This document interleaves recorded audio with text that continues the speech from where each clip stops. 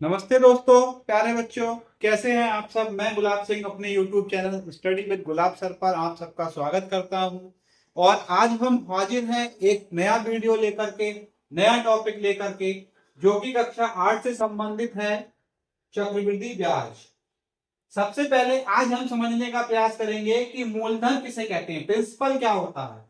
ठीक है, ये वह राशि होती है जो आप ऋण लेते समय लेते हैं, उसे मूलधन कहते हैं।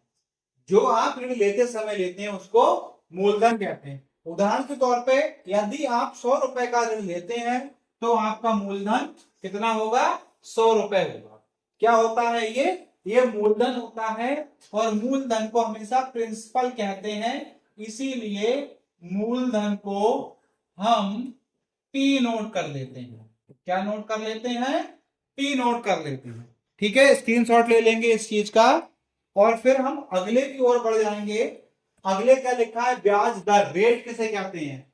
जमा किए गए या उधार दिए गए, जमा किए गए, उधार दिए गए या उधार लिए गए किसी धन पर प्रत्येक अवधि में जिस दर से ब्याज लिया या दिया जाता है उसे ब्याज दर कहते हैं।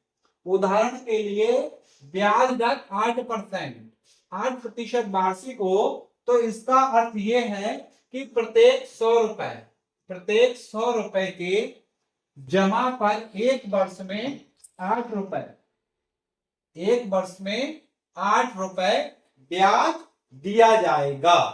ब्याज दर जो होती है हमारी वार्षिक भी हो सकती है, छमाही भी हो सकती है, तिमाही भी हो सकती है और मासिक भी हो सकती है। इतने प्रकार की हमारी ब्याज दरें होती हैं। ठीक है, ब्याज दर को कैसे लिख देते हैं हम, आर से लिख देते हैं, आर फॉर रेट।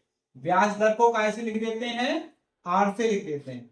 अगले बढ़ते हैं, समय या टाइम, जितने समय के लिए कोई धन उधार लिया या उधार दिया जाता है उसे समय कहते हैं। समय क्या होता है हमारा, वार्षिक समय हो सकता है, छमाही समय हो सकता है, तिमाही भी समय हो सकता है और मासिक भी समय हो सकता है। 4 प्रकार से समय का हम विभाजन कर सकते हैं।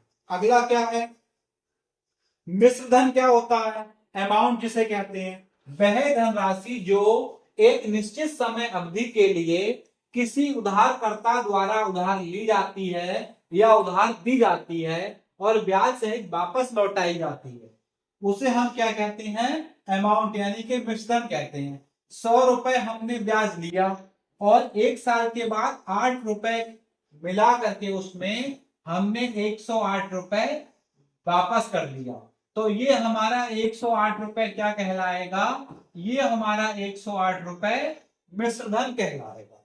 क्या कहलाएगा, मिश्रधन कहलाएगा। तो मिश्रधन बराबर क्या हो जाएगा हमारा, मिश्रधन बराबर हमारा हो जाएगा, मिश्रधन बराबर हमारा हो जाएगा मूलधन, मूलधन प्लस प्लस ब्याज।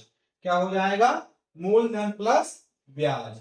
अगला है मिश्रधन निकालने का फार्मूला, ए बराबर पी 1+r/100 टी।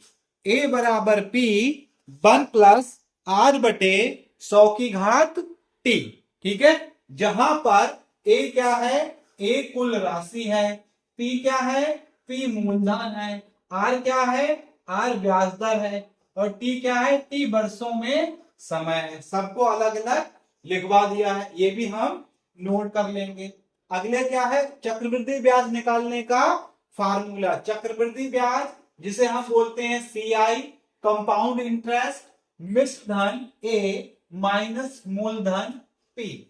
चक्रवृद्धि ब्याज बराबर होता है, मिश्रधन में से मूलधन को घटा दीजिए, चक्रवृद्धि ब्याज निकल करके आ जाएगा। अब यहीं पे हमने समझा है साधारण ब्याज। साधारण ब्याज क्या होता है, साधारण ब्याज का सूत्र होता है SI बराबर P गुणा R गुणा T बटे 100। हम इसको ऐसे भी लिख सकते हैं, हम इसको ऐसे भी लिख सकते हैं, मैं नीचे नोट कर दे रहा हूं, SI सिंपल इंटरेस्ट बराबर P गुणा R गुणा T बटे 100। जहां पर SI साधारण ब्याज सिंपल इंटरेस्ट होता है P मूल राशि होती है, R प्रति वर्ष ब्याज दर होती है, T वर्षों में समय होता है। साधारण ब्याज की गणना करने के लिए मूल राशि को ब्याज दर और वर्षों में लगे समय से गुणा करें और फिर उसे 100 से भाग करें। ऐसा करने से क्या होगा, साधारण ब्याज निकल करके आ जाएगा। इस तरीके से हम इसको नोट कर सकते हैं। अगला देखते हैं हम, यहां से हमारी अभ्यास की शुरुआत होती है। ठीक है, यहां पर तक अब तक हमने जो देखा वो हमारी क्या थी, बेसिक जानकारी थी। वो क्या थी, बेसिक जानकारी थी। ठीक है, हम